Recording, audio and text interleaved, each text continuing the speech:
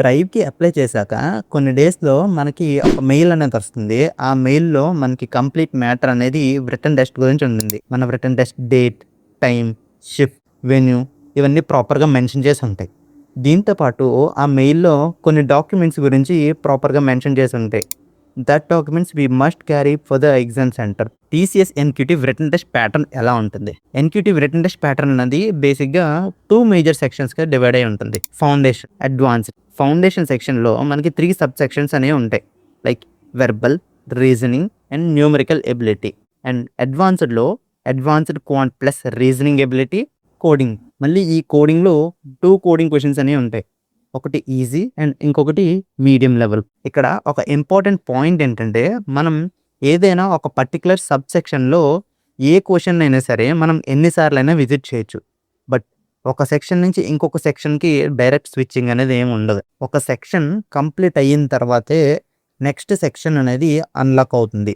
And ఇక్కడ observe చేయాల్సిన point ఇంకొకటి ఏంటంటే, ప్రతి సెక్షన్‌కి సెపరేట్‌గా టైమర్ అనేది ఉంటుంది. మనం ఆ టైమర్‌ని బేస్ చేసుకొని ఆ సెక్షన్ అనేది కంప్లీట్ చేయాల్సి ఉంటుంది. అండ్ ఇంకొక పాయింట్ ఏంటంటే, చాలామంది కోడింగ్ సెక్షన్‌లో చాలా డిఫికల్టీస్ అనేవి ఫేస్ చేస్తూ ఉంటారు.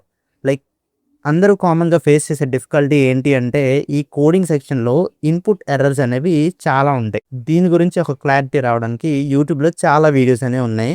సో, మీరు దాన్ని రిఫర్ చేసి ఈ కోడింగ్ సెక్షన్‌లో ఉన్న కన్‌ఫ్యూజన్స్ అనేవి క్లియర్ చేసుకోవచ్చు. Scenario at exam centres. వాళ్ళ మెయిల్‌లో మెన్షన్ చేసిన టైం కంటే ముందుగానే మనం ఎగ్జామ్ సెంటర్‌కి రీచ్ అవ్వడం బెటర్. మనం ఎగ్జామ్ సెంటర్‌కి వెళ్ళేటప్పుడు వాళ్ళు మెయిల్‌లో మెన్షన్ చేసిన ప్రతి డాక్యుమెంట్స్ అనేవి క్యారీ చేయాలి. అండ్ మనకి ఆ ఎగ్జామ్ సెంటర్ దగ్గర చెకింగ్ అనేది చాలా స్ట్రిక్ట్‌గా ఉంటుంది. ఎంత స్ట్రిక్ట్‌గా ఉంటుందంటే, మన దగ్గర ఏ టైప్ ఆఫ్ మెటల్ థింగ్స్ అనేవి అలౌ ఉండవు. అండ్ దాంతో పాటు ఎలక్ట్రానిక్ డివైసెస్ అనేవి కూడా ఉండకూడదు. ఈవెన్ మన కార్‌కి కూడా నాట్ యాక్సెప్టబుల్. అక్కడ కంప్లీట్ చెకింగ్ అంతా క్లియర్ అయిన తర్వాత మన రిఫరెన్స్ ఐడీని బేస్ చేసుకొని మనకి ఏ ల్యాబ్‌లో ఏ సిస్టమ్ అలొకేట్ చేయాలో ఫ్యాకల్టీకి తెలుస్తుంది. వాళ్ళు చెప్పిన దాన్ని బట్టి మనం ఆ పర్టిక్యులర్ సిస్టమ్ దగ్గరికి వెళ్ళి మనం ఎగ్జామ్ అనేది స్టార్ట్ చేయొచ్చు. అండ్ ఇంకొక థింగ్ ఏంటంటే, మనం ఎగ్జామ్‌కి వెళ్ళేటప్పుడు కన్ఫర్మ్‌గా పెన్ అనేది క్యారీ చేసుకోవాలి. సిస్టమ్ దగ్గరికి వెళ్ళిన తర్వాత అండ్ వాళ్ళు మనకి ఒక వైట్ పేపర్ అనేది ఇస్తారు. మన ఎగ్జామ్‌కి రిలేటెడ్ రఫ్ వర్క్ చేసుకోవడానికి. అండ్ మన ఎగ్జామ్ అనేది కంప్లీట్ అయిన తర్వాత